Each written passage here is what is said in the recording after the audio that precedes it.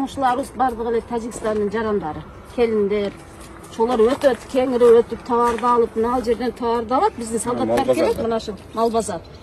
Мен көзүм менен көрөм, машина менен ушундай коёт, долиясын алат, кетет. Мисалы Тажикстанда товар өтөт да бул жерденчи. Ошого эми биздин мындай коопсуздугубузду карап койсолор бир болот деген ойдомун да. Мен мисалыга коркомун. Мен эртең бул туугандарым кетет, менен бирге турбайт го бул жерде.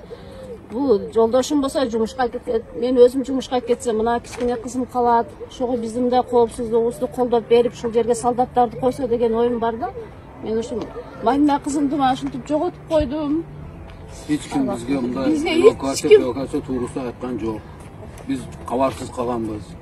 Кокустан башталып калган. Булар mana shu окту астында калып кетти.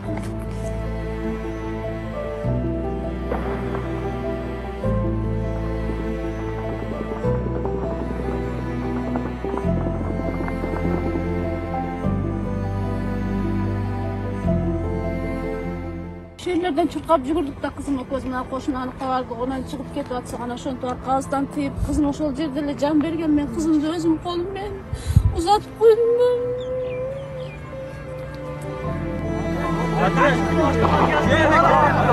Кыргызды гана кайтып келип көрдүм.